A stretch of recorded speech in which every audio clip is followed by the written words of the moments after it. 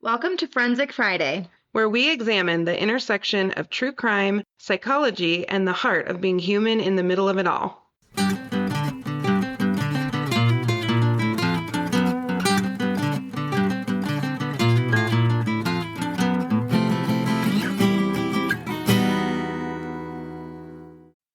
Okay, so basically, a couple of things.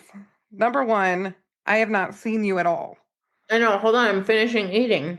but I can't wait to start talking to you. I've already been talking to you for an hour. I'm going to keep talking to you for another hour or two. Perfect. I've missed you so much. I haven't seen you. I You know, it's seem been a like, minute. I know, you're doing great. I'm just having Natalie withdrawals at work, and I mean, I don't know if I'm doing great. It's like a so that's is an your mom. assumption. So your mom thinks they're doing great. My feel is you're doing great. Well, I appreciate that. You are figuring this mom thing out, and I'm just selfishly really ready to have you at the office again. Not gonna lie. I know, hold on, Gary's gonna kill me because my mic's not plugged in. Oh my- It's fine. You have to keep all this in there because this is the funny stuff of I know, work. I know. I'm plugged in. Oh, I'm gonna check my audio. I always do. Because I'm gonna be not happy if this does not record. Because Oh gosh. I took my Vyvanse and everything. So we have to make something happen. We are shit shows. Okay, yep, I'm good. So you've been busy with baby and all the things. We're going Mhm. to Disney in 2 weeks. 1 week. Yes. Oh my So gosh, one we week. You're leave. leaving in like a week. I'm leaving on Saturday. I think Yeah. the thing I'm worst at in the world is packing. Why are you so bad at packing? Well, actually, you know what I'm worst at in the world is not having an opinion. I don't think I Oh can yeah. just not have an opinion. Okay, so here's the funny thing. Preston's like that too. I'm not like that. You don't always say your opinion, but it is rare for me to look at your face and go, she doesn't have an opinion. But there's sometimes where I just genuinely don't. Yeah, that could be. You're a little more mellow that way. Like I there's some things that I'm like, I just don't give a shit. I don't have as big of opinions as Preston has. I don't know if Preston, that's true. it depends on the topic, but I like to stay to the things that I know the most about if Mm-hmm. I'm going to be very bold about my opinions. Mm-hmm. The rest of the time, I might not say the inside part out loud, but there are still opinions happening. Yeah, I was gonna say you and him are the most opinionated people. Not that I know, his brother is also up there, but Oh, yes. you Yeah. and him are pretty tied. We have a perspective, a definite Yeah. perspective. And then Gare and I are like, yeah, whatever. You do you. Gare just doesn't say the inside part out loud. I Yeah. know that man has all kinds of opinions, and if he doesn't agree, he just gets quiet and stubborn, and he will literally never do the thing. Oh, that's so He'll funny. just never do it. See, I'm kind of like that. He's immovable, Hmm. immovable. But yeah, we're doing the Disney thing. And I am very excited, but also I've taken to watching lives of people at Disney. What do you And I mean? can, like on like an Instagram live, right? Oh, okay, Where okay, somebody yeah. is at Disney, or I've seen a couple of TikToks, and it is a lot of people in one place, Natalie. No, I know. It's very busy. It's very busy. We're doing this exactly one time. So we're doing it in style. We're going all the way. Did You're I tell never you my gonna go mom? back? Huh? You're never gonna go back? Absolutely not. I'm doing this That's exactly one time. that's so funny. And I'm going to be a tourist. I mean, I'm telling you, I've got ears. I'm wearing the ears. I had a client make me ears. Like, we're going. I love this.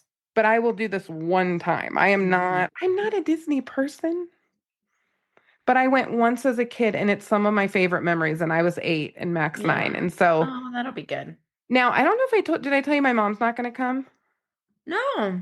So she's not coming. She's just not feeling up to it. So both of my parents are struggling with Mm-mm. shoulder things, which is weird. Also, they got their basement ready for renovation. Oh. And I think they've just killed themselves, to be Oh honest. Like my no. mom and dad were both downstairs, like hanging doors and doing all this crazy Oh stuff. no. All of a sudden, she has a rotator cuff something and a neck thing. My dad has rotator cuff and bicep tendon issues. He's going to Oh need two no. surgeries in one. Oh no. They're just banged up. So my mom can't make the drive. Mm. Are you Now, guys driving? yeah, we're going to drive. We're Oh driving. gosh. It was going to be like $1,200 to fly. Oh well, yeah. And I have a 'Cause hybrid. I get like 70 miles to the gallon. So I'm like, that's fair. Yeah, what and the heck? Mac has to get a real ticket. He has to get a real ticket. It's a whole thing. Mm-hmm. But the side effect of all of this for Mac, he was very bummed about grandma. But then his eyes lit up and he realized he's going to be grandpa's roommate. Oh. So the benefit is grandpa and Mac are going to share a room. They go to bed at the same time. They get up at the same Aw. time. It's perfect. Perfect. And Gary and I are actually going to get to like hang out alone a fair bit, which we never get Aw, to do. that'll be So it's good. going to work. I'd always rather have Tina, but I think this is the best thing, Yeah. you That'll know? be fun. It will be fun. Good for Mac. Good for Mac. So I'll send pictures. You can post some pictures. Okay. I'm going to be in full Disney mode. Perfect. Yep, it's the softest you'll ever see me. I mean, I wear a lot of pink and stuff, but me and Mickey ears, don't be fooled. I can still kick ass and take names. You know what I'm saying? Something. Something. I will just look a little extra approachable It's for a great. week or so. You always look more approachable than me, so Oh, you're that's true. winning. That's a true story. I know. I love that though, because you're kind of my little built-in black cat. So like if I don't want to talk to somebody, maybe you can just give them a look and get me out of it. Oh gosh. Just give them the look. Except that's never how it works. I just don't talk and you talk. That's true. I would have to also shut up and then you give them the look and then we could probably get And around then that. they would go away. Then they might go away. Yeah, That's so true. exactly. Well, today, my friend, we're going to revisit Sherri Papini. I'm excited, dude. I don't know where this post went that I posted, but I posted this We and can't find it. I almost said she's insane. Sorry. We're not saying insane. Well, we're trying hard not to say insane. She's unique. Is that the nicer way Fascinating. to say that? We talked about, yeah, fascinating, unique, Yeah. sick. We could say sick. Oh no, my baby woke up. Oh no.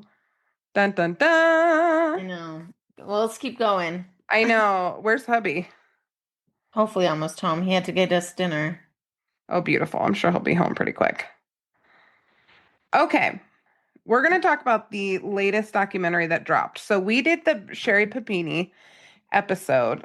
So if you want to listen to the original episode about Sherri Papini, it's episode 21, released on July 26th of last year, Real Life Gone Girl. Mm-hmm. So in that episode, we went over basically the two couples that have similar cases. One was the couple where the woman actually was Mm-hmm. abducted and nobody believed her because her abduction came after Miss Sherri Papini's disappearance. And obviously Sherri Papini's was a lie, in theory. Right. Well, this new documentary is like chock full of crap. We're gonna break it all the way down, including lie detector tests. We're gonna get into how people can trick their therapists because I think there's a little Mm-hmm. bit of that going on in this one. So we're also going to really dig into how this woman may have become this person developmentally over the course of her life because I'm starting to feel like I got a little bit of a handle on what's going on. And so we're going to get into some of the details of all of that. Okay. So, the central question that I want you guys to keep in mind as we're going through this is what psychological forces could lead someone to orchestrate such an elaborate and damaging lie? And do we believe her now? Why should we even give her the time of day to hear any kind of additional story Right. from her? So I want you to keep that in mind as we're going through this, Nat and Okay. listeners. Okay. Okay. So just to remind everybody, we had the original case, which was that she disappeared in November of 2018, I think. I have to look up the exact date. Her story was that she was abducted by two Hispanic women. And then she had this like dramatic reappearance on Thanksgiving Day after being gone for 22 days. And then 5 years later, technically 5 years and 5 months later, she admitted it was a hoax. She Uh-huh. pled guilty to making false statements and mail fraud, and she served 10 months of an 18-month sentence. Yeah. So that's really the original case. Yes. What's interesting now is she got out of prison. She's trying to get her kids back, which we'll talk more about. But she has come out now with this documentary, kind of a dueling documentary, which she calls the actual truth. This is the real truth of what happened. Natalie, tell the people about the first 3 minutes of the documentary that you had posted in the mysterious post we can't find. I know. Well, I didn't watch the documentary, but she just goes on talking. Did you know she was married before? Anyway, Oh. yeah, she had a husband before the one that she was married to when all this went down. Anyway, um, she just says some wild stuff, dude. Like, she talks about some magic wand, and she's like, how people perceive her as this manipulative, whatever, whatever, and that's exactly what she is. And it's like, Yeah. Yes. how she's presenting is unique. Unique. That's my new word. Gary's Unique. gonna hate it. Fascinating. Here's the thing. She giggles. First thing that happens, giggles with this big, No, it's wild.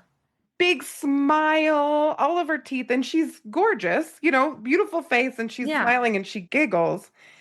And then she basically says exactly what you just said, and then waves what would be a magic wand. Yes, I know. It's It's weird. it's wild. So, y'all, even if you're strapped for time, get on HBO Max, or if you have Discovery ID and not Max, which I don't know why anyone would have that. That's what it's on. I gotta get HBO Max again. You do. You do. People buy some merch so we can get Nat her HBO Max again. Please. Y'all Please. support my HBO Max. Yes, we need a sponsor. We need HBO. Help a sister out. So here's the thing. Even if you have no time, watch the first 3 minutes, because when I was watching this, I went in, I had an attitude the minute I sat down. So that I'm going to be fully transparent about that. The first 3 minutes didn't help. No. Garrett was in the other room and he heard me like I'm busting a gut, and I had to pause it. And he's like, "Why are you laughing?" And I said, "Well, Sherri Papini is exactly who I thought Sherri Papini was." Mm-hmm. Now, I will say there are some deeper layers that come out that are worth talking about. Okay. But I do think that's on brand for her. I think the first 3 minutes, take it to the bank. That's who she is 99% of the time. Oh, for sure. Okay, first thing they get into in the documentary is really her relationship with Keith. And all these things that she says she didn't bring up initially because she wanted to make sure that she could have her children. Mm-hmm. So her whole story is that he was controlling. He restricted her social interactions, her communication with other people, that she had to sign a post-nuptial agreement after they got married, basically saying if she cheated on him, she'd get absolutely nothing. Okay. Okay. And that when she came back from being abducted, Keith was really vigilant and suspicious. When Mm. she came home and really kind of like messed with her and kept asking questions and peppering her with questions and whatever. And she characterizes all of this as emotionally abusive. Because Uh-huh. he had a hunch and was curious. Yes. Okay. So my question for you is, could feelings of being controlled or unheard, assuming that's true, right, Mm-hmm. contribute to a desire for escape or attention? Well, sure. I mean, I think you can like say a lot of things could contribute to that if we're basing Mhm. our lives on external factors. Like if I'm emotionally If I'm going to dictate my emotions on how someone else makes me feel, sure. Anything could do that. I think a lot of us feel that Yeah. at times. Hey, Yeah. nobody sees me, or um, I don't feel heard. I don't feel heard. My husband's distracted. It's all about Yeah. him. Maybe he's in a new job and I feel like he doesn't have Yeah. any time for me. Everybody can have those feelings. What's weird to me is even as she's describing this abusive dynamic, she never says he was physically abusive. Right. You and I talk about the fact that emotional abuse can be every bit as damaging, if not more, than physical Mm-hmm. abuse. Mm-hmm. But she doesn't even go into that. So, for somebody with this kind of flair for the dramatic, it's interesting to me that she never crosses that line. Yeah. And I have theories about why. I think she's Okay. not crossing that line because if he was abusive in front of their children and Mm. she doesn't have custody of their children, then we could have like a foster care kind of dynamic going on. Right. So he needs to be bad, but not too bad. I mean, But just about that, just the it idea that falls in line I know. with her manipulation. And I found Keith to be believable Yeah. in the first documentary. And here's the other thing, too.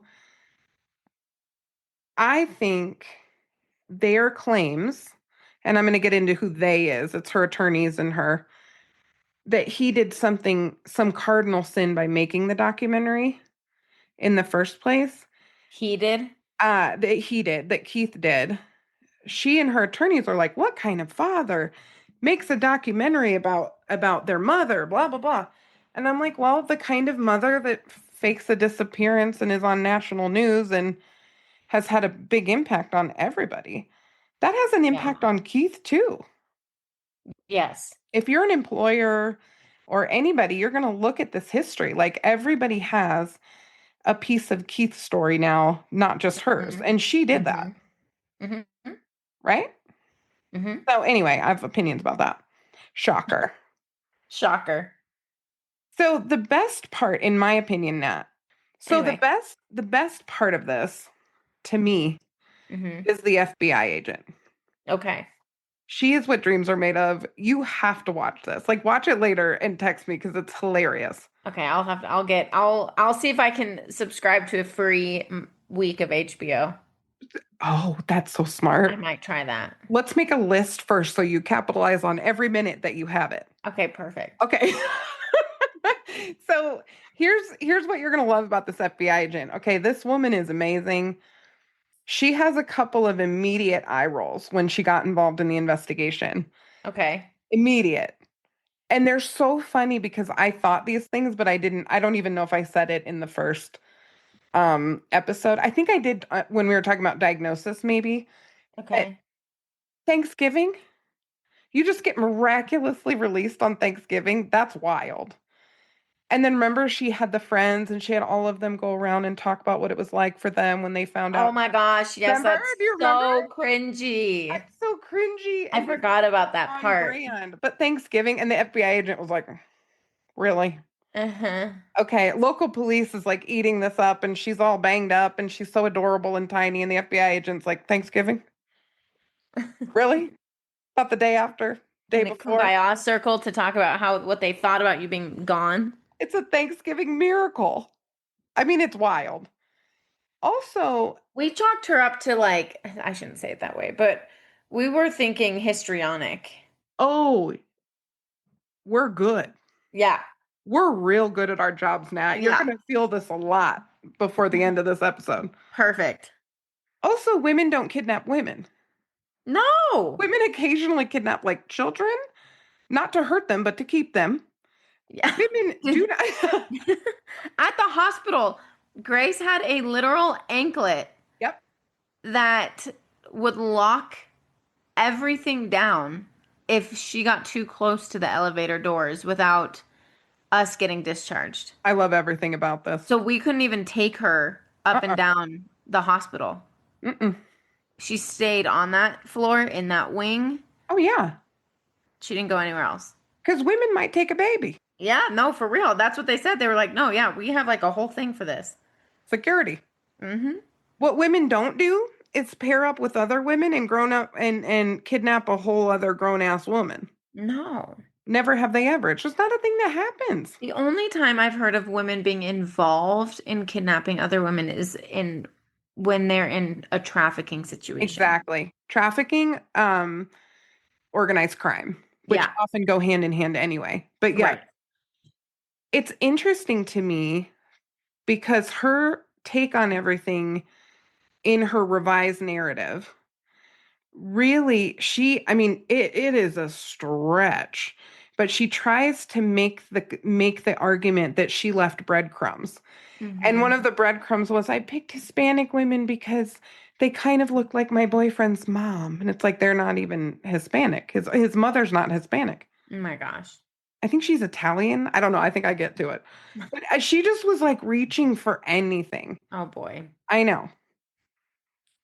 So, as we know, what happened when they realized she was lying, all of the pieces you normally look at in a crime like this were not present. The Okay. DNA on her matched an ex-boyfriend, wasn't random DNA, right? Her boyfriend initially lied to the FBI and then later came out and said that she orchestrated the whole thing, right? So Right. when she gets out and she starts telling this new story, we have to keep that evidence in mind because she's trying to spin something up here that's highly emotional Hmm. and based very loosely in any kind of fact. Hmm.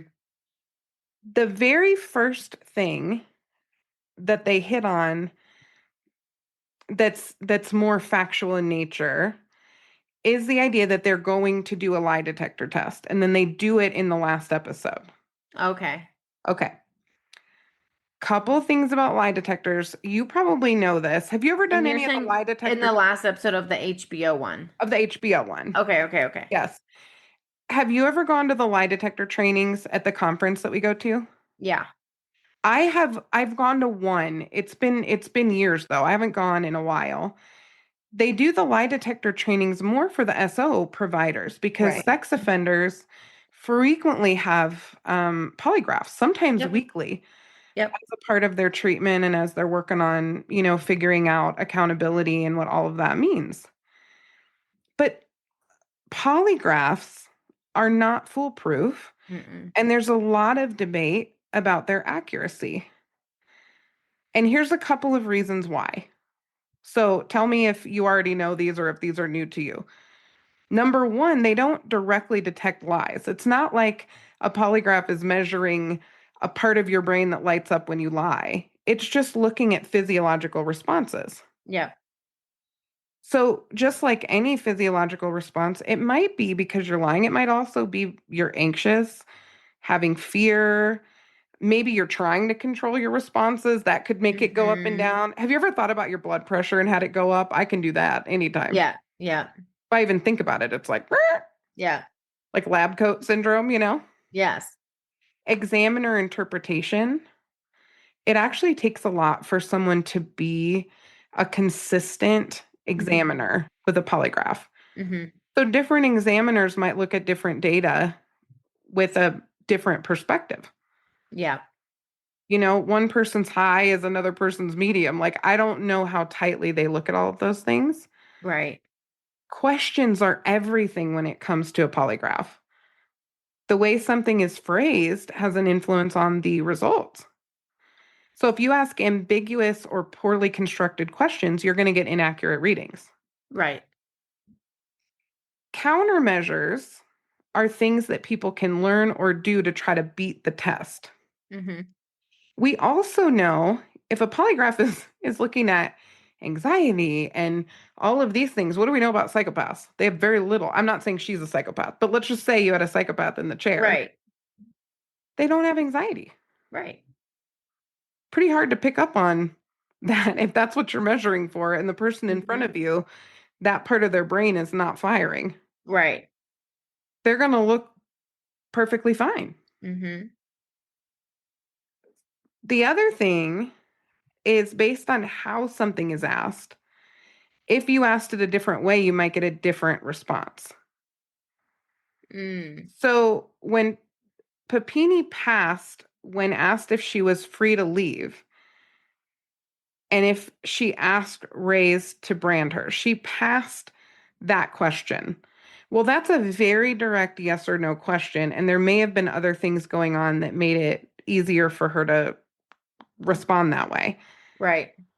Reyes, or Reyes or whatever, her boyfriend, when he claimed that she orchestrated everything, he passed. Hmm. And it can be just the specificity of the question. Right. How it's asked might let the person focus on a different part of the event Right. and they might pass, Mm-hmm. right? The other piece, and this is huge, is belief in your own narrative. If you Mm. genuinely believe your version, even if it's not accurate, it could influence your responses during the test. Which makes sense. Exactly. So, do you know the results from the polygraph? I told you Mhm. like the two that she passed. Okay. Basically, what I said earlier, she passed questions about if she was free to leave. She said no, and that was deemed to be accurate. Okay. They asked if she requested to be branded by Reyes, and she said no, and that also was deemed to be truthful. Okay. The part that showed deception was when she was asked about planning and executing a trip with him. They had been kind of cooking up a trip Mm. together to get out of town and Mm-hmm. whatever. And she was ambivalent. Like that response came back possibly deceptive. Interesting. Okay. It was a more vague question. Mm-hmm. So she's going more to the creative part of her brain because she's trying to answer a more complex Hmm. question. And then we start having problems. Interesting. Hmm. And it's important to note that the boyfriend completely Right. passed everything. Now, maybe he had countermeasures. Maybe he was asked just the right questions to pass. I mean, it could be, right? We have to Right. leave room for that. But my speculation, I have way more questions about Sherry's than I do about the boyfriend. Yeah, yeah. So, Natalie, what do we do when you have two people who pass a lie detector test with different stories? What does that like tell you? That one of them believes their story. Believes their own bullshit? Yeah, for sure. And my guess is it's her. Yes. Also, do you remember him? And again, allegedly, Uh-huh. he he was not impressive in the sense that I don't think he's an overly Smart human. yeah. Yeah. Like not Sometimes you just gotta say the thing. I know, not real adept. And again, we don't know him. He could be a genius. He may have a higher IQ than me. What read on camera Uh-huh. was not that he was a savant at communication. Right. That didn't come across. So No. apologies to you, sir, if you are. Um, he was deemed to be truthful when he said that she orchestrated everything and asked him to hurt her, basically. Right. So what's interesting about this as a professional clinician, Mm-hmm. right? Mm-hmm. If I asked you in a court of law, which lie detector test do we go with? The answer would be neither. It's a trick question. Right. Polygraphs are not admissible No, that way, they're not. Yeah. right? Yeah, you can't bring him to court. Informally, though, we can totally make that kind of a Yeah. conjecture, like you did, saying if one of them was believing their own BS or if one of them was manipulating the result in some way, consciously or not, my guess is that is Sherri Papini, Yes. right? Yes. So here is Sherry's new story in full. Okay, I can't wait for this. Okay. So now I won't even have to go watch it. Right. I mean, it's still really good though, because me Okay. saying it is so different than her saying it, It's because probably similar to the Natalia thing. Did you ever watch the Natalia Grace thing? I did. And What'd you it think was of the exactly dad? what you said. It was exactly I so dramatic and on point for that other person we were thinking about. I know. Carbon copy. Anyway, continue. Yes. basically, she concocted this story. She says she was indeed abducted. She's sticking to her guns that she was abducted. By two Mexican women? No, she says she made that up Okay. to conceal her affair with the Uh, boyfriend because they were communicating with prepaid phones and all that stuff, like starting in October, is that maybe true? even a little sooner. That is true that they were Okay. communicating. Okay. Her story is she went for that run, right? And he abducted her. Uh-huh. And she says that she dropped her phone and the hair in the phone and it was a breadcrumb to him. Hmm. Okay, that's kind of her story. Okay. When they get into the relationship, as I said a little bit earlier, her take and what she thought she was doing was going to see this person. So she's abducted. Mm-hmm. One of the things that was weird, let me back up.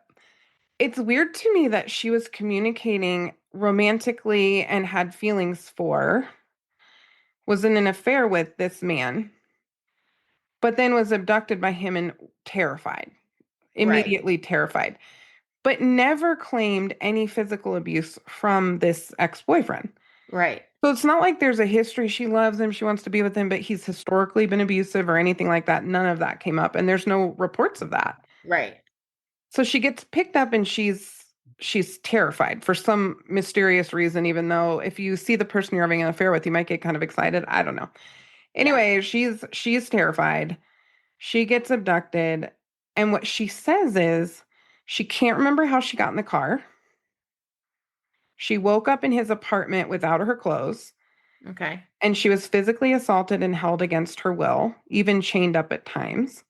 Okay. And she says all of her injuries, including bruises, the burn, footprint on her back, were not consensual.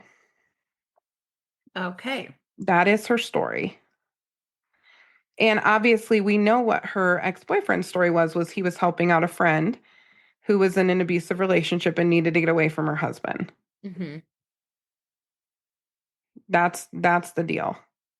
So when she was pressed to talk about the behaviors that Keith showed that made this marriage so untenable for her, Mm-hmm. it's mostly control.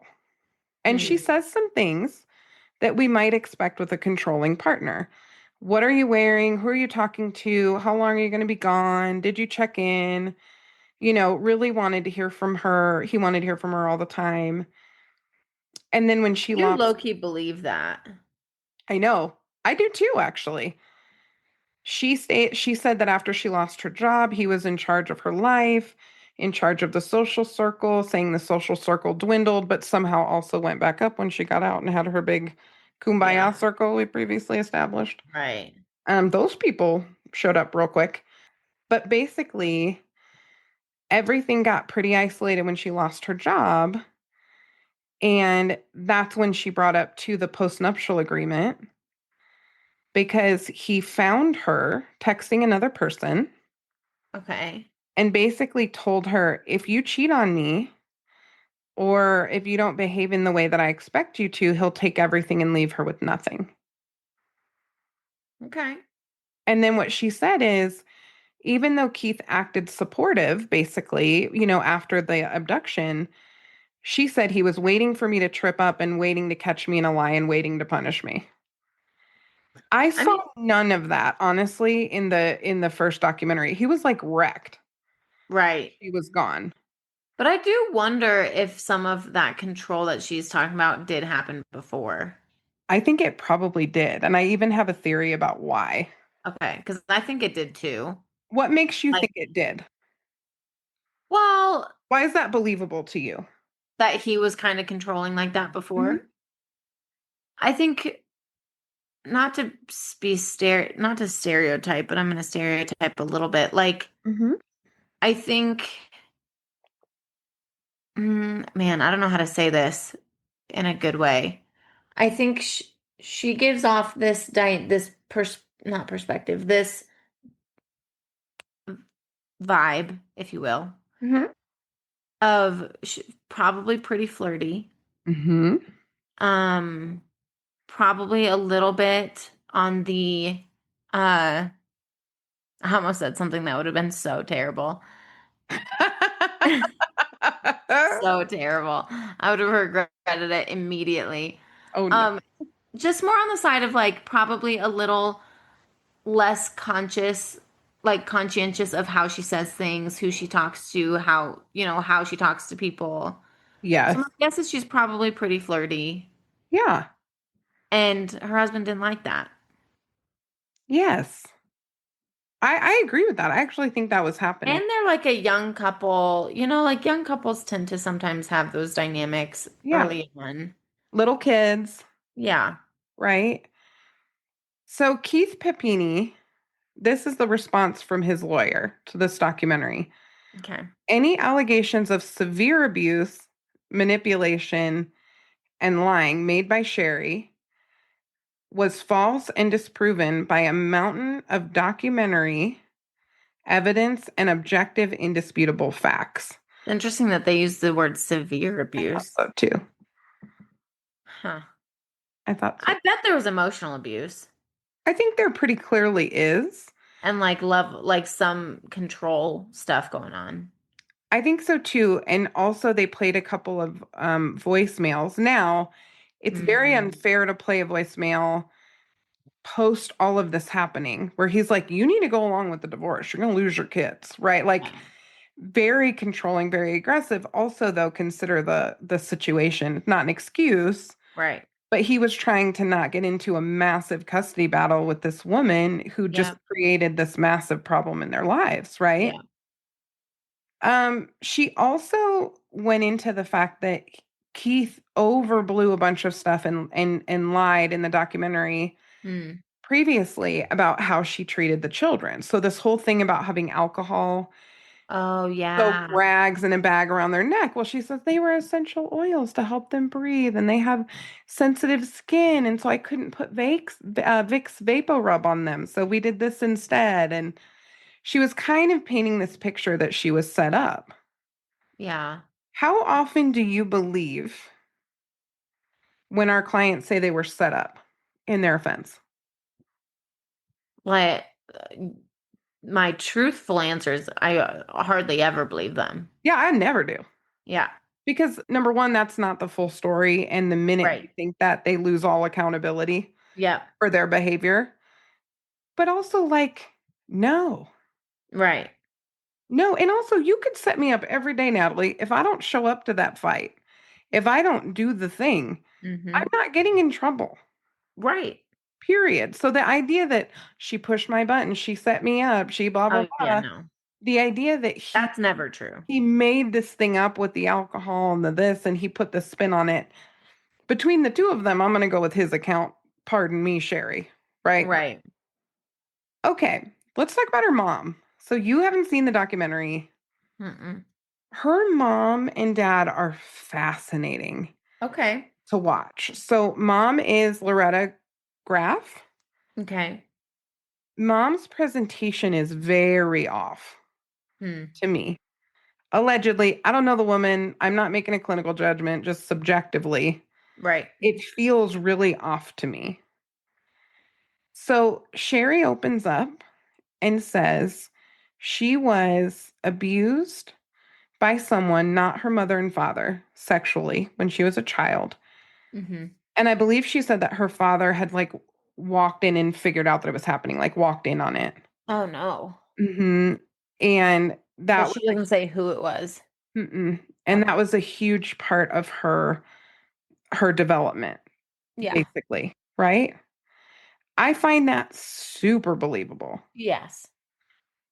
The part that's weird, and we're going to get into a psychologist in a minute, but the psychologist talks about her being in a chaotic environment, kind of growing up, talked about the abuse. And when you see her with her parents, it's this weird mix. And I think it's because of Sherri's um, dramatic nature and her theatrical nature Mm-hmm. that they look like this real Leave It to Beaver Hmm. situation when they're like sitting at the table eating together. Sure. But then when they interview just the parents, it's very off. Something Hmm. is off. So when they talk to her mom about Sherri's new story, Sherri's mom basically says she doesn't believe the new story. But Sherry's mom says that? uh-huh. But You she want your mom on your side. really do. But her mom and dad, her dad doesn't say much, but her mom and dad kind of insist that they believe Keith was emotionally abusive and Okay. that they saw her change kind of over time in the marriage. So Hmm. they lend a little support to the idea that she was trying to get away from her marriage and didn't want to Okay. lose her children. Okay.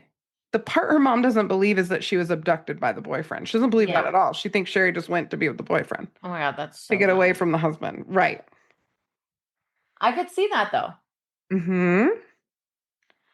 It's interesting to me that the mom didn't jump on the bandwagon of the abduction Mm-hmm. because that's the biggest point in Sherri's whole thing. Right. And basically, what mom says without saying it directly is that the boyfriend likely didn't do these things to her Mm. against her will. But she doesn't actually say that. Okay. But if she's not abducted, there's a little bit of a, I don't think mom's buying any of that. Right. Okay. Any thoughts? Um, Nothing that I haven't already said. I Hmm. think I think it's interesting that there's a whole nother documentary out just with her basically recanting everything. Yeah. That's just fascinating to me. And you know what, y'all? She's had a lot of time to think. She gets miraculously returned on Thanksgiving Day. She Mm-hmm. doesn't admit anything for 5 years. Then Mm-hmm. she goes to prison. She's had a lot of time to put together a narrative and bake it into her brain, Right. right? Uh-huh. Which brings me to her psychologist. Oh no. Oh, it's Oh no. buckle up. I'm Okay. just going to go ahead and say allegedly I don't know this man. I'm not Got looking it. at his records. I'm not reading his case notes, okay? A lot of this is just my like pure opinion watching it. Sure. Sure. Okay? I just want to say that cuz a lot of times, they joke when Matt goes back to school. The principal always makes this joke every year, and every year it makes me laugh. Okay. I'll believe half of what your kid says about you if you believe half of what they say about me. I love that. And it's hilarious because it's the truth. Like, Yes. kids say the most out of pocket stuff, right? Yes. I'm trying to give this psychologist the benefit of the doubt. I'm also professionally humble enough to know I am not a psychologist. Right. I'm a therapist with a lot of experience, but I am not a psychologist, Right. right? Also, he's so problematic. Like, I don't know any other way to say it. My feeling of his ability to maintain objectivity Uh-huh. with her is not real high. I'm concerned that he's getting You're played con like a fiddle. that what? I think the psychologist is getting played. I was just gonna say, I feel like you are in a very kind and PC way saying that he has a crush on her. Okay, I mean, I actually didn't think that, although it's not out of the realm of possibility. I think he feels a fatherly, it feels almost more parental, fatherly, protective, which is 100% playing into some of her histrionic stuff. Right. So, when we're talking about trauma work, Natalie and I are both trauma therapists. We both do EMDR. Natalie does brain spotting. We're both And trauma EMDR. informed. Oh, Yeah. yeah, and EMDR. Um, we work with this stuff all the time. So it's weird to me. He said a lot of things about her process that I'm not clear if they were part of her therapy process or part of the documentary process. So she did this Okay. whole re-experiencing like live action reenactment Hmm. of running, right, with her little headphones in and her cute little ponytail. And she's running, and the film crew's filming her. And the psychologist starts talking about these gaps in her memory, and that's common with dissociation and all this stuff. And so they have this car pull up at the corner where she was abducted, and she turns around real quick, and there's this big drama moment, Oh my and she gosh. tears up, and it's really theatrical. And she's like, I can't continue. I don't know. And she's crying, and it's a whole thing. Oh no. And I'm like, okay, so either you don't remember it, but also you see it and you turn around and freak out. I don't, that's weird. Right. That's not what I've seen. Okay. Right. And I've seen some things, you know? Yeah, that's not usually the response. And by the way, we do work with, I've worked with people who've been trafficked. Like, this is not That's outside of the realm of actually something we've dealt with. right. And it's so wrong. All I can say is it's just wrong. I mean, everything you're telling me fits right in with what we said about her before. Absolutely. I think, and obviously without seeing the documentary, but I'll watch it. I think she's doing herself a disservice by doing this documentary. She's just confirming what everyone already knew. I think so. The psychologist was really interesting that because he was talking about dissociation. I don't work with dissociative identity disorder, but I see dissociation all the time in trauma work in variation in on a continuum, right? Right. If I've been real busy and I'm driving to pick Mac up from school and I don't remember the drive, that's a form of dissociation where I just was making the turns, I'm in autopilot, whatever. Yep. Losing track of time, daydreaming, those are all examples of normal dissociation. Mm-hmm. I have seen in my office abnormal or clinical ranges of dissociation, not frequently, but I've seen it before. I've been around it. It does not look like what she's doing in that Mm-mm. reenactment. It just doesn't look like that. Now, she may have a form of it I've just never seen. Yeah, maybe. But I'd bet my almost 20 years of experience that there's a little bit more going on there because I've literally never seen it like that. It doesn't happen like that. Well, and the fact that it sounds like that behavior lines up with other behavior we've seen. 100%. Right? You know what? So, I just remembered how I wanted to open the episode. Yay! ADHD, here we go. So I was looking at TikTok earlier, and it was this ER doctor that I follow who I just love. She's a pediatric ER doctor, okay. and she's just a very kind human and had some really good tips during COVID and after COVID for just keeping everybody healthy and then some just real great kid stuff. How do you know if your kid has a head injury or not? Because they hit their heads all the time and you're worried, right? Right. So she talks about this story of this man who comes into the ER and she was doing an adult ER rotation. And he comes in and he's been referred by primary care. He had a virus for 3 days and then he started having this terrible headache. Terrible, unrelenting headache. They're giving him Toradol and fluids, which would help if it was a migraine, right? They're giving him all the things, and nothing is helping this headache.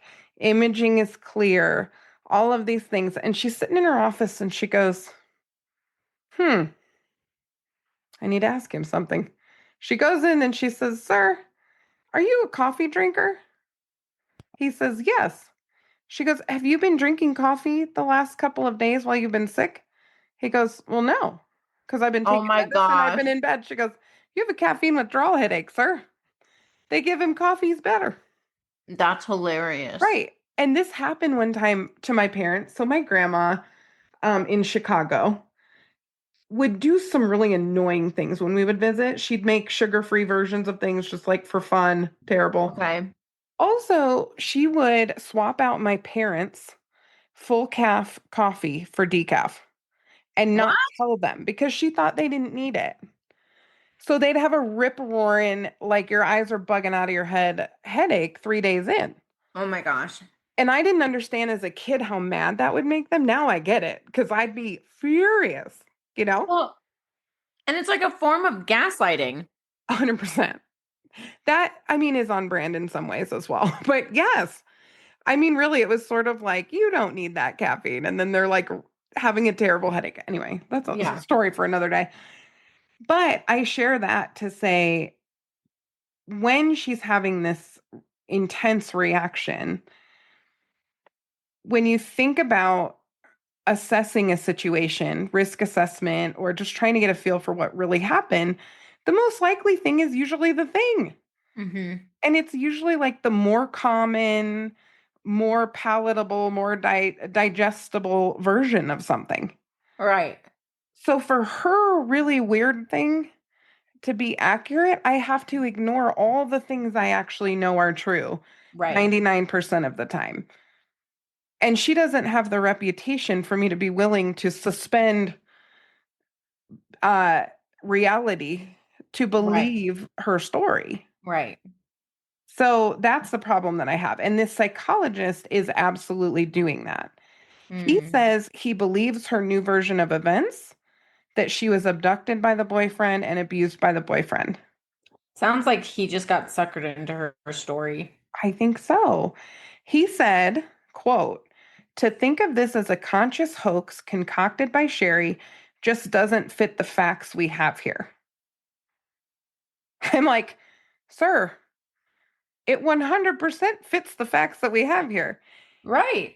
He goes on to talk about her diagnosis, which, pat on the back, maybe. I don't know. Now I'm questioning his judgment. Um, Uh-huh. histrionic personality disorder, Right. right? He called it self defeating personality disorder, which is not a thing to my knowledge. I've never Maybe heard he of that. meant it's a form of personality disorder that's self defeating, but that's not what he said. He said has No. self defeating personality disorder. Okay. That's not one of them, and it's not a Not in cluster the B. DSM. Thank you, sir. Histrionic is. Okay. So basically, he says her actions are stemming from a pattern of self sabotaging behavior in relationships. Mm-hmm. He suggested that she got involved with boyfriend to fulfill unmet needs and that situation escalated into an actual abduction. Well, and I bet if husband had some level of control, like power and control dynamics, I bet you the boyfriend was just her little puppet back when they dated. Mhm. And so she went to the boyfriend because he's a pushover. And why do you think that? Um, I don't know. I just do. I just think that she wanted, my guess is she wanted to get away from the control Hmm. and she knew she had more control with the boyfriend. Yes. So she was more of the controlling one with the ex, Yep. and she was probably bored of him, so she broke up with him. Oh, yeah. And then she married this other dude who was a little bit more of that, Yep. and she got sick of it. Absolutely. And we see unhealthy people, women and men, do the pendulum thing. Yep, I'm with somebody who's like this, then I'm like the opposite. I'm yep, with somebody who's yep, the opposite, then I go back and forth, right? yep. This is really interesting because I 100% agree with you. I like how you said it better than I was thinking it in my head. I think she had a lot of control over that boyfriend. She was a damsel in distress, Yep. right? Which histrionic personality disorder is something Basically that. that leads to a situation like this pretty frequently. Yep. So just a really fast reminder, histrionic personality disorder is five or more of the following.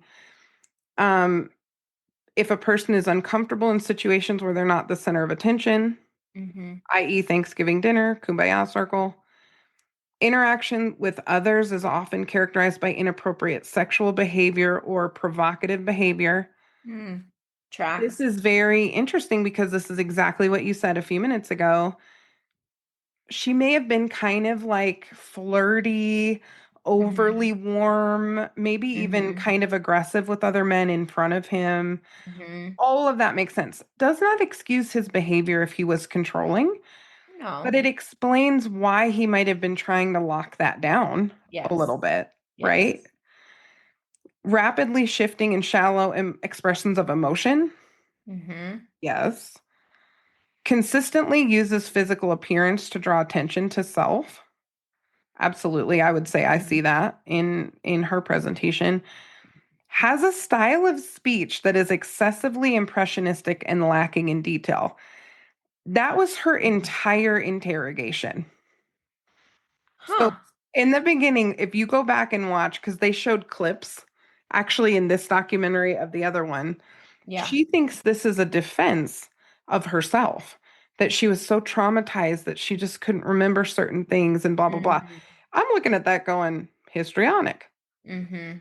Very little detail, lots of emotion. Oh, where's my husband? Where's my husband? While she's talking about things and all this stuff. You mean the controlling dude that you were That you cheating ran on? away That from? husband? Yeah. We need him. I mean, it's just all very weird. Yep. Okay. Self dramatization, theatricality, exaggerated expression of emotion. Absolutely. She screams at one point, Nat. She's talking to the Oh kids no.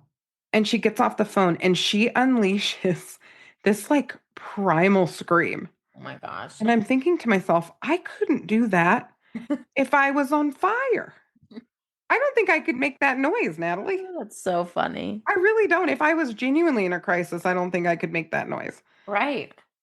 Is suggestible, easily influenced by others and circumstances, which Mhm. is kind of true, can happen, including therapists. Yay. So I do think we can thank her psychologist for some of her story, to be honest, Okay. because I think they had a feedback loop that's problematic. So if Mm. Sherri Papini sits in my chair, and this is why I don't prefer to work with these kind of situations, but if she's in my chair, one of my first questions is, okay, you said this and this. Mhm. Huh. I mean, and Mhm. we could stay there for a very long time. Mhm. I think this guy said, well, I think you said this because of this. Oh yeah, yeah, yeah. Ah, you hear the difference? Mhm. We have to What's be, leading it's leading. And I and giving experienced them an idea of what their story could be. exactly. And I think he, being her long term psychologist, Mhm. may have played a much greater role. I don't think this was intentional. Right. But if they had a dynamic that stopped being effective, I think there's a very good possibility that as they were discussing these things, she was actually taking some of this on board and building a Mm. story Mhm. and reinforcing it in therapy. Yep. Considers relationships to be more intimate than they actually are.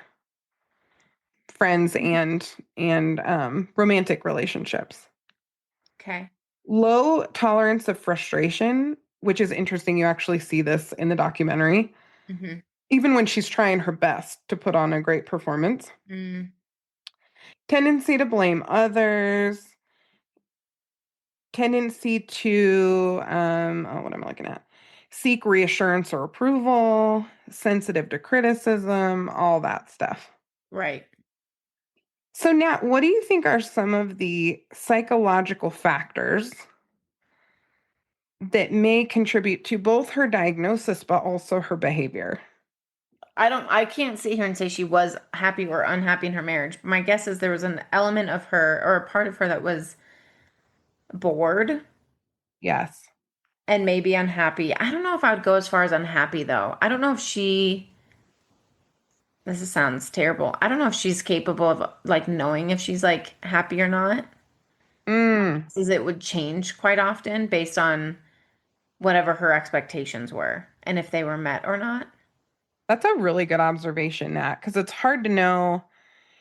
Folks with histrionic personality disorder have extraordinarily high expectations often of Yes. people and they Yes. get easily disappointed. Yes. So you're right. So I think there's like some days where she probably felt really cared for and loved.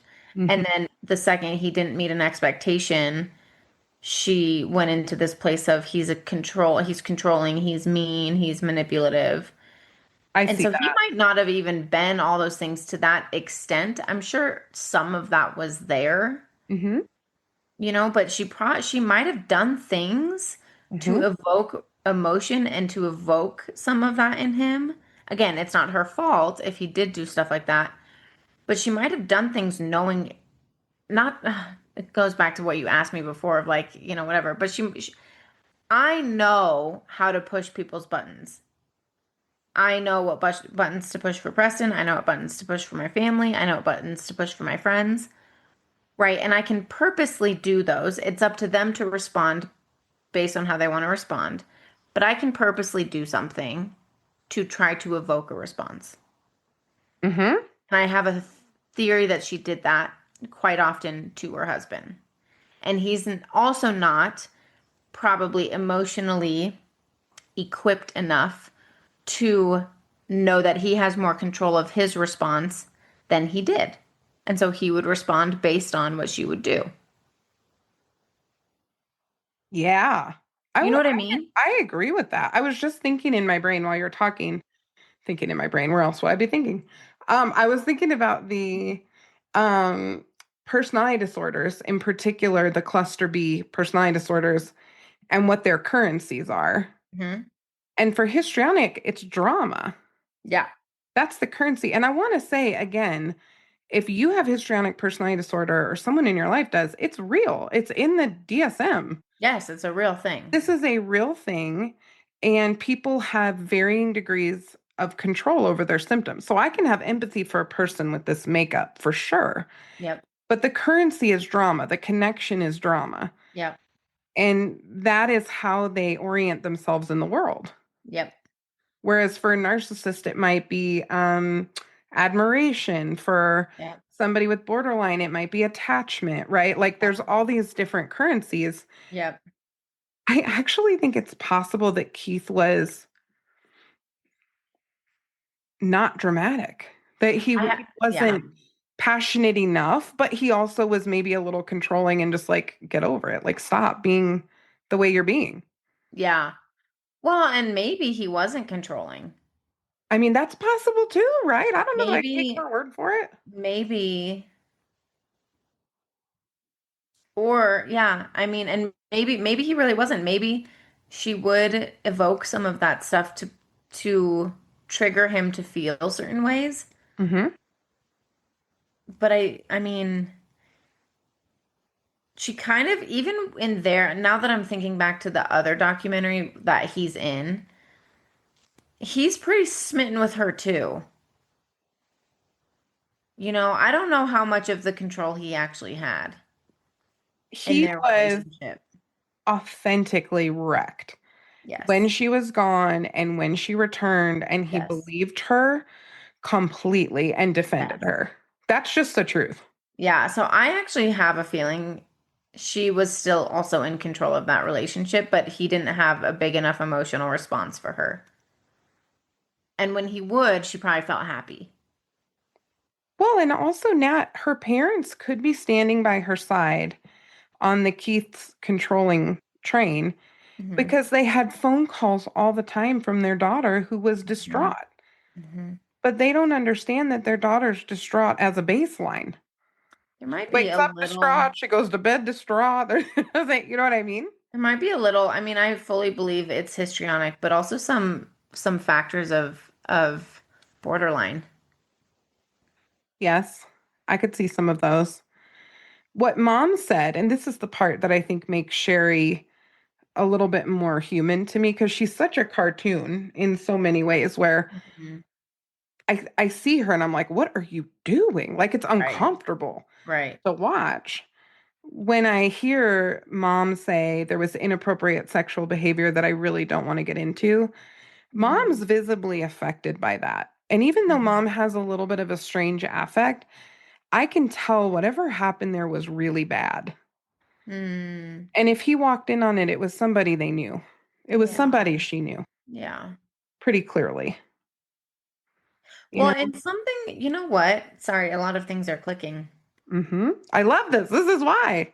Something that I have thought about with histrionic, because I think I have a few individuals in my life who could potentially be on, not maybe fully diagnosed, but who have attributes of histrionic and potentially borderline. And I think about some of their stories and the trauma they had Yes.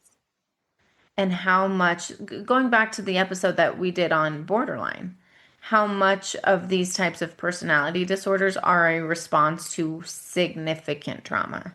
Yes. It's a way to disconnect. So when I think of Sherri Papini, we can sit here and talk about her uniqueness, because I'm not using other words, Uh-huh. all day long.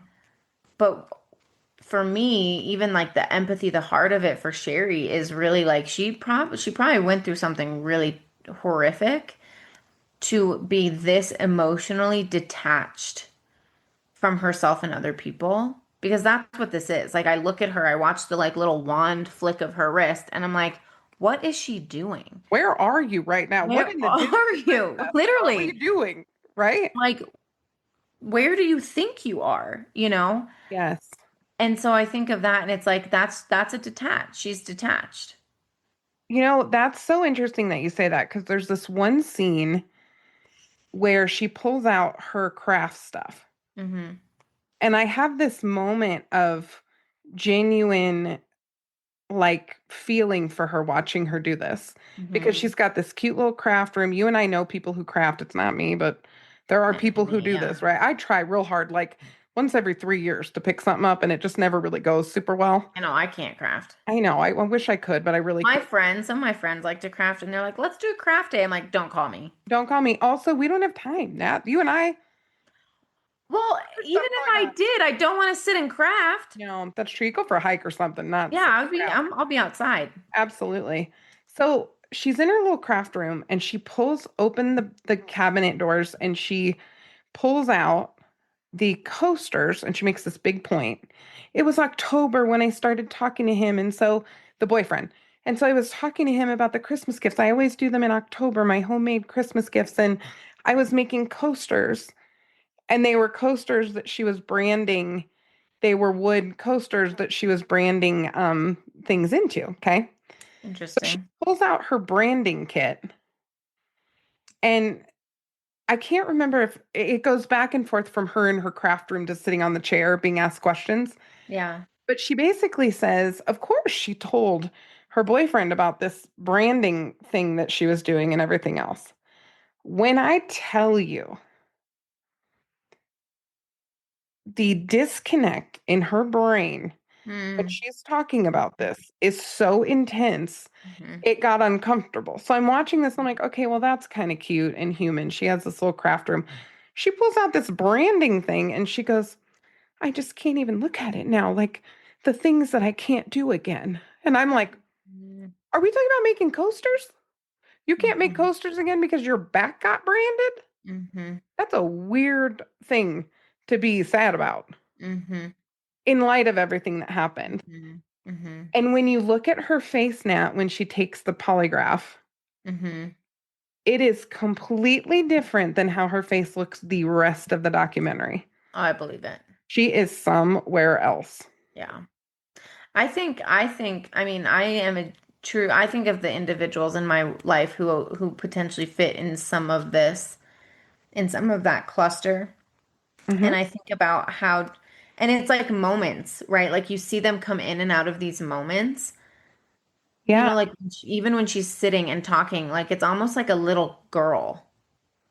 Mm. You know what I mean? Like it's almost like I'm watching this little like girl kind of.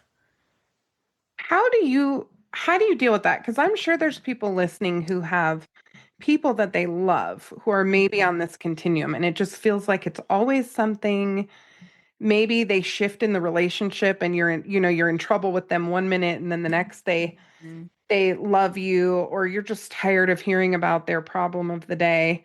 How do you navigate that? I don't have a single one of these in my life because you and I know drama hates to see me coming. Yeah, it wouldn't last long in your life. Well, I can't. It's maybe a flaw of mine. I have a really hard time sitting with that energy. It's Yeah. real hard. Well, it's hard because you have to have strong boundaries, Yeah, right? So like the individuals that I know in my life, I have really strong boundaries with. you do. And You I are good at that. and I got off the roller coaster. You So you did. have to kind of, so if you're in a relationship or a friendship or family members or whatever, where you feel like this might be something that they have or struggle with or on that continuum, you have to get off the roller coaster. You have to get off the ride and stop riding it with them, Yes. How do you do right? that? Well, you have to Off the acknowledge ride. that you have to acknowledge that you're on it. Exactly. right? You have to say, my emotional state is dependent on where they're at, And dependent if on they if say, we're well, on, you just don't care how I feel. right? And then we say, I'm sorry, I hate that you feel that way because I do, but I can't, your emotions can't dictate how I then feel because then we're both in the shithole.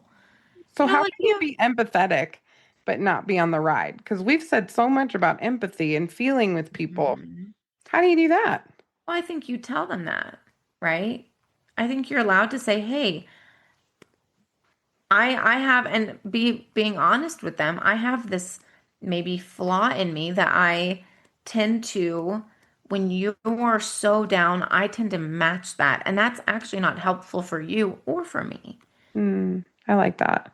right? So like sharing with them, "Hey, if I'm in this place with you, like if my emotions are dependent on your emotions and I have to match every single thing that you feel, of course you're not going to feel validated because we're both sitting in the same place. Hmm. There's a part of it where this sounds kind of manipulative and I don't mean for it to, but you kind of have to let them know like this is not just about me, but this is also about you, Hmm. right? You are much better at that than me. Well, I've had more practice. That's true. You're not wrong. I'm thinking specifically about, and I don't know if this friend listens. If you do, apologies. Also, she wouldn't care. Many, many years ago, Hmm. I had a friend who would have really, really dramatic breakups. Hmm. Hmm. And she's married now. She's so happy, two precious children. Like, she's great. But this was like a season in her Hmm. life, not a diagnosis, but a season. Hmm. But it would get real big, like real, real big, real dramatic. But this was a quieter person. Hmm. And so it was so confusing to me because, Hmm. there was all this emotion under the surface, but the presentation was kind of quiet, which broke my brain. Hmm. But she called me one time and she was like, I just haven't eaten in 2 days and Oh I no. can't, I just can't figure it out. And I overran my checking account because I wrote the wrong amount in a check and I just can't, I don't know what to do. And I was like, get your ass over here. And I sent her, all the information to get because I had a new office Hmm. and I had been seeing clients. So I literally like cleared a client so she could come to my office. Yeah. She walks in, I hand her a $20 bill.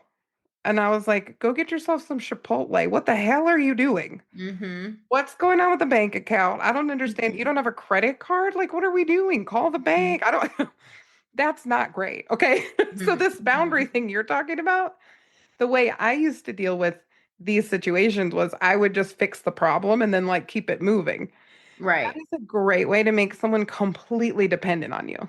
Yes, absolutely. Right. And then you have an unhealthy relationship. And Yeah. so this friend and I have since worked through that whole dynamic. So she Yeah. got some great counseling. We had a really amazing conversation when she was like 6 months in to some Hmm. really good counseling. And she really was able to kind of own and That's understand good. what was going on. But it took an absolute crisis bigger than the bank one I just told you Hmm. about to get Hmm. there. But I'm really respecting as I'm listening to you, Natalie, and knowing you personally, I do know the more immediate you can be, Hmm. kind but direct and Hmm. firm, and not just jump into solve it, fix it mode because it's easier, Hmm. the longer you can actually have a relationship with somebody who struggles with this Hmm. stuff Yeah. and not hurt them. If the goal is to not Yeah. hurt them, you need to be honest with them, or else you're just going to blow up and annihilate Yeah. them later. Yeah. And that happens. That's happened in some of the relationships I've had because it's easier to ignore it or to just try to fix it and then it doesn't get fixed because we're not actually addressing what's going on and we don't have boundaries, Absolutely. right? Oh, that's so good. The Yeah. other heart piece, you stumbled into my main one, which is so good. Sweet. I wanted to get your take on the kids. So, Mm. Sherri did her prison time, got out of prison a little bit early. I think she did 10 months. I think I said that earlier. Yeah. Keith Papini ended up getting full custody, which is exactly what Sherri says she was worried about, Yeah. But right? of course he did. I mean, look at the stint she pulled. She thought it would happen if she had the affair. Turns out what will actually do it is having an affair, covering it up, pretending you were abducted, and then doing some prison time for admitting that you pretended it. It's a whole thing, right? Whole Whole thing. thing. That actually resulted in her losing custody of her children. And you know Yeah, what? She should not, in my humble opinion right now, have full custody, but I nobody's agree. asking me. I So agree with that. whatever. Yeah. She has supervised monthly visits. So as recently as March, she was back in court fighting for increased custody and also asked the judge to tell Keith that he's not allowed basically to show that documentary to the children ever, the Hulu one, the first one. What do you think about that? Well, even if he doesn't show it to them, they could still have access to it later. Absolutely. Also, if they go to school, all their friends, families, and friends have watched it. And the caucasity Yeah. of coming out and saying, he better not show them this Hulu documentary when you have one dropping 2 months later. Literally. Yeah. Again, Yeah. it's just the thought process on this is kind of wild. Yeah. Yeah. One thing that I wanted to say really quickly, if you, the attorney, her attorney in the custody stuff, Mm-hmm. bananas. Is that better than insane? Bananas. Sure. Would be real fun to have lunch with. Like, I actually thought she was kind of hysterical. Okay. Really cares about her client, completely misguided in a Okay. lot of ways. Perfect for a documentary. Love that. Even better for a mockumentary. Like, she would be Okay. like the casting choice for like a Okay. mockumentary about child custody law or whatever. Okay. But basically, this woman has bought this story hook, line, and sinker. Keith is the abuser, all of this stuff, and is convinced of this. Okay. Mm-hmm. I think that has also catapulted her into another iteration of her story. Mm-hmm. So if we have a psychologist who's hook, line, and sinker, we have an attorney who's a big personality, hook, Mm-hmm. line, and sinker. I think that's why we now have a documentary Yeah. where even her own mother is saying this did not happen. Right. I think that's how this happened though. Mm. I And can I see that. and I feel for her. I feel for the kids cuz they're going to see both documentaries. Like you Yeah. can't ban a kid from watching a documentary about your mom ever in your whole Exactly. life. It doesn't work. Exactly. But the thing that I also feel sad about for the children, for Sherri and for Keith is there's a lot of people who are benefiting from, profiting off of Mm. this whole thing and not taking care of the psychology of everybody involved. Mm-hmm. So, yes, the first documentary, I can understand why Keith did it. He's trying to clear his name and bring understanding to everything that happened and whatever, but And just did also his thing. created a really hard thing. And Yeah. then this one too. But don't forget the person who made it public in the first place is Her. Sherri Papini. Literally. But part of histrionic is being impressionable. Yep. So my question is, I don't know who came up with the story. Hmm. I don't know where some of the pieces of the story actually originated. Interesting. Uh-huh. Hmm. It's very interesting. And you got to see the attorney, and then I want your take on it. Yeah, I'll have to watch it. I'll have to I'll start it. Mm-hmm. Hmm. Well, I appreciate the update on her because I only knew what I knew Mm-hmm. from the very short clip that I saw. Isn't that interesting? It's so Yeah. interesting now. It's worth watching. I'm telling you. Oh yeah, I'm gonna watch it. It's so good. I can't remember the name, of course, off the top of my head because all the things. But I hope that this has been interesting for you and will be interesting for our listeners Oh, I bet it will be. I because would I encourage just our listeners to go watch it if you can. go watch it and leave comments. But that was the lingering question for me was really, I don't think you could even ever, even if you were inside of her brain, Hmm. get down to exactly what happened or where the story starts or ends because I don't Mm-mm. know that she knows. No. Well, and like what we said before, I think she believes her own stuff at this point, I think so too. which honestly is potentially a defense mechanism to her trauma. Absolutely. Doesn't You know? excuse a thing. No, Doesn't no, excuse a thing, but it does give a layer of compassion that I don't think yeah, most people are have, gonna have or even connect to this case, yeah, you know? yeah.